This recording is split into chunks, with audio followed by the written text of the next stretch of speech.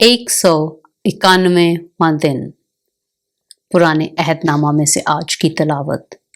दूसरा सलातीन उसका 19वां बाब 14वीं आयत से लेकर 20वें बाब की 21वीं आयत तक। हिजकिय्याह ने एलचियों के हाथ से नामा लिया और उसे पढ़ा, और हिजकिय्याह ने खुदावंद के घर में जाकर उसे खुदावंद के हजूर फैला दिया। और हिजकिय्याह ने खुदावंद के हजूर यूं दुआ की, ऐ खुदावंद इस्राएल के खुदा, करोबियों के ऊपर बैठने वाला तू ही अकेला जमीन की सब सल्तनतों का खुदा है। तू ही ने आसमान और जमीन को पैदा किया।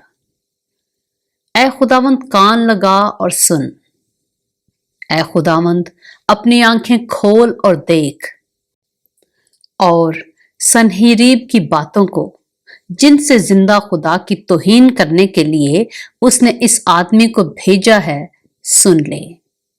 ऐ खुदावंद असूर के बादशाहों ने दर हकीकत कौमों को उनके मुल्कों समेत तबाह किया और उनके देवताओं को आग में डाला, क्योंकि वो खुदा ना थे बल्कि आदमियों की दस्तकारी यानी लकड़ी और पत्थर थे, इसलिए उन्होंने उनको नाबूद किया है। सो अब ऐ खुदावंद हमारे खुदा, मैं तेरी मिन्नत करता हूं कि तू हमको उसके हाथ से बचा ले, ताकि जमीन की सब सल्तनतें जान लें कि तू ही अकेला खुदावंद खुदा है। तब यशायाह बिन आमोस ने हिजकिय्याह को कहला भेजा कि खुदावंद इस्राएल का खुदा यूं फरमाता है, चूंकि तूने शाह असूर सनहीरीब के खिलाफ मुझसे दुआ की है, मैंने तेरी सुन ली। इसलिए खुदावंद ने उसके हक में यूं फरमाया है कि कंवारी दुख्तर सयून ने तुझको हकीर जाना और तेरा मज़ाक़ा उड़ाया है। यरूशलेम की बेटी ने तुझ पर सर हिलाया है। तूने किसकी तौहीन और तकफीर की है? तूने किसके खिलाफ अपनी आवाज बुलंद की और अपनी आंखें ऊपर उठाई? इस्राएल के कद्दूस के खिलाफ। तूने अपने कासिदों के जरिया से खुदावंद की तौहीन की और कहा कि मैं बहुत से रथों को साथ लेकर पहाड़ों की चोटियों पर, बल्कि लुबनान के वस्ती हिस्सों तक चढ़ आया हूं, और मैं उसके ऊंचे ऊंचे दियोदारों और अच्छे से अच्छे सनोबर के दरख्तों को काट डालूंगा, और मैं उसके दूर से दूर मुकाम में, जहां उसकी जरखेज जमीन का जंगल है, घुसा चला जाऊंगा। मैंने जगह जगह का पानी खोद खोद कर पिया है, और मैं अपने पांव के तलवे से मिस्र की सब नदियां सुखा डालूंगा। क्या तूने नहीं सुना कि मुझे ये किए हुए मुद्दत हुई, और मैंने इसे कदीम अयाम में ठहरा दिया था? अब मैंने उसी को पूरा किया है कि तू फसीलदार शहरों को उजाड़ कर खंडर बना देने के लिए बर्पा हो। इसी सबब से उनके बाशिंदे कमजोर हुए और वो घबरा गए और शर्मिंदा हुए। वो मैदान की घास और हरी पौध और छतों पर की घास और उस अनाज की मानत हो गए जो बढ़ने से पेशतर सूख जाए। लेकिन मैं तेरे नशिस्त रामदो रफ्त और तेरा मुझ पर झुंझलाना जानता हूं। तेरे मुझ पर झुंझलाने के सबब से, और इसलिए कि तेरा घमंड मेरे कानों तक पहुंचा है, मैं अपनी नकील तेरी नाक में और अपनी लगाम तेरे मुंह में डालूंगा, और तू जिस राह से आया है मैं तुझे उसी राह से वापस लौटा दूंगा। और तेरे लिए ये निशान होगा कि तुम इस साल वो चीजें जो आज खुद उगती हैं और दूसरे साल वो चीजें जो उनसे पैदा हों खाओगे, और तीसरे साल तुम बोना और काटना और ताकस्तान लगाकर उनका फल खाना। और वो बकिया जो यहूदा के घराने से बच रहा है फिर नीचे की तरफ जड़ पकड़ेगा और ऊपर की तरफ फल लाएगा, क्योंकि एक बकिया यरूशलेम से और वो जो बच रहे हैं कोहे सयून से निकलेंगे। खुदावंद की गयूरी ये कर दिखाएगी। सो खुदावंद शाहे असूर के हक में यूं फरमाता है कि वो इस शहर में आने या यहां तीर चलाने ना पाएगा। वो ना तो सिपर लेकर उसके सामने आने और ना उसके मुकाबिल दमदमा बांधने पाएगा, बल्कि खुदावंद फरमाता है कि जिस राह से वो आया उसी राह से लौट जाएगा और इस शहर में आने ना पाएगा, क्योंकि मैं अपनी खातर और अपने बंदा दाऊद की खातर इस शहर की हिमायत करूंगा ताकि इसे बचा लूं। सो उसी रात को खुदावंद के फरिश्ता ने निकलकर असूर की लश्करगाह में 1,85,000 आदमी मार डाले। और सुबह को जब लोग सवेरे उठे तो देखा कि वो सब मरे पड़े हैं। तब शाह असूर सनहीरीब वहां से चला गया और लौटकर नैनवा में रहने लगा। और जब वो अपने देवता निस्रूक के मंदिर में पूजा कर रहा था तो अदर मेलेक और शराजर ने उसे तलवार से कत्ल किया और अरारात की सरजमीन को भाग गए और उसका बेटा असरहदून उसकी जगह बादशाह हुआ। दूसरा सलातीन उसका 20वां बाब। उन्हीं दिनों में हिजकिय्याह ऐसा बीमार पड़ा कि मरने के करीब हो गया।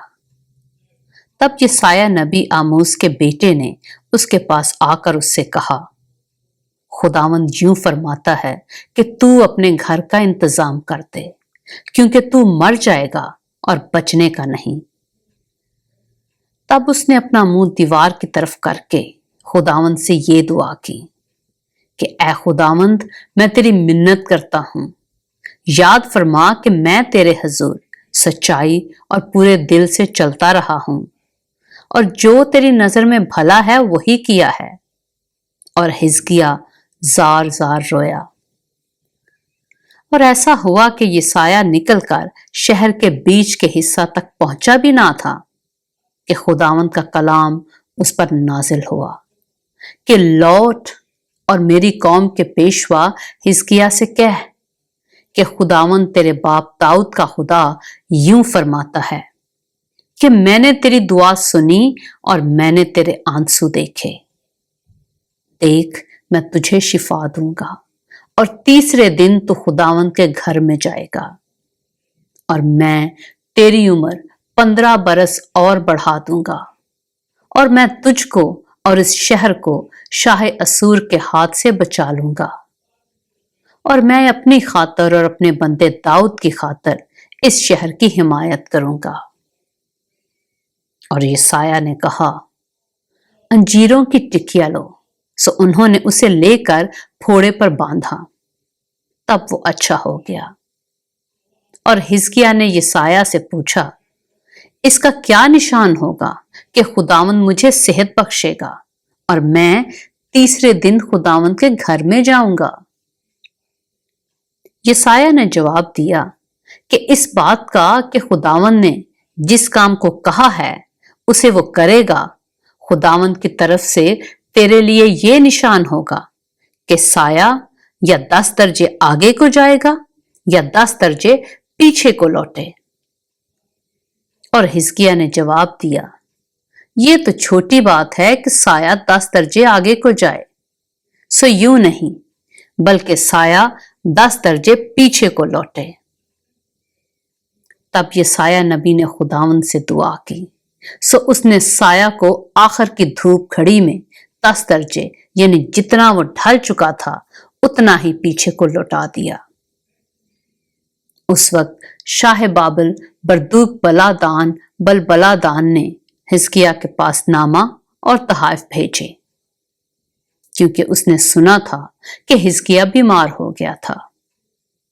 सो हिजकिय्याह ने उनकी बातें सुनी और उसने अपनी बेशबहा चीजों का सारा घर और चांदी और सोना और मसाले और बेशकीमत इतर और अपना सलाह खाना और जो कुछ उसके खजानों में मौजूद था उनको दिखाया।